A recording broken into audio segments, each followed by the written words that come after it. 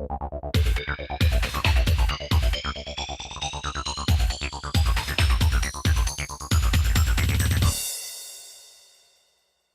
will be giving you information about historical St. Augustine. In 1513, Spanish explorer Juan Ponce de Leon arrived on the Florida coastline. I like building the model and researching about the Indian cultures. We put shells on top because the fort was made out of coquina.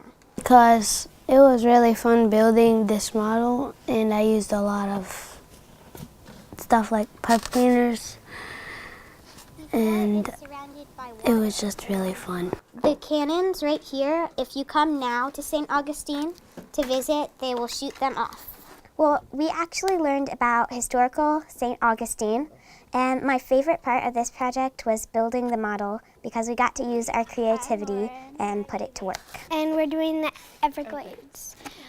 This is a tassel flower, and this is an alligator peeking out of the water. Yeah, I did like doing this because it was fun and you got to work and talk and be creative. And this is a canoe of somebody's canoe. Studying about Florida history is part of our curriculum, part of learning about what Florida was all about. The models allow the boys and girls to be very creative with their individual creations, to create three-dimensional models that relate directly to the history that they're studying. So it becomes very real and creative for them. And this is the village section of a main camp in Tallahassee.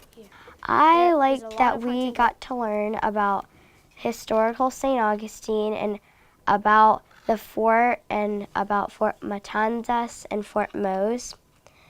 And I liked that we got to build a fort and do a PowerPoint, and we got to research about historical St. Augustine.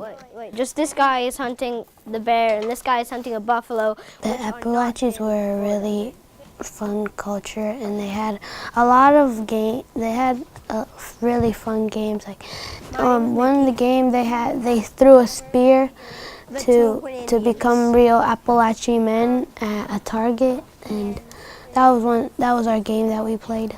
The village has circular houses. Yeah, I'm very glad. This was one of my favorite projects, and I loved how we got to use our creativity, and we also got to learn about something that's so familiar where we live. This is the chief's house. The chief is here making a canoe. It helps you picture it so that you know what it looks like and how it is, how it's different from how we used to live. Like, we wouldn't live in huts made of bark and branches and palm leaves.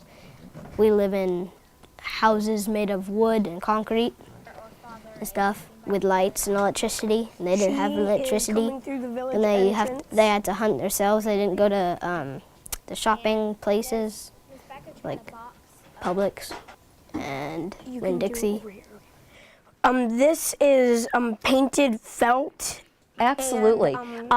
It truly did come alive in terms of their explanation, creating characters that were like the real Indians that existed during that time. It all came alive for them in their projects. And even though we're dealing with a historical time frame in the 1500s and 1600s, it has real meaning for them today as 21st century students. The otter will represent the weasel that's endangered. Because we live in Florida, and a lot of kids, we don't know about Florida history and how fascinating it was, that this actually is here and it happened in the past. I got part of a plant and put it as a tree. And I sprinkled some of the plant parts all over it to look like grass. So you can know more about Florida's history way back in the old days. And we couldn't find a flying squirrel, so we just put the bird. Because then you know forever how people used to live back then compared to how we live now. Cluses were the shell people. They had They had canals that were hand dug.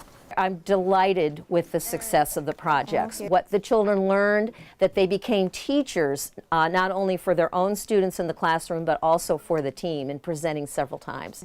So they were student learners, but then they became teachers, and that's the ultimate learning process. We have a spearfisher over here. And here. And here. That's pretty much it. And yeah.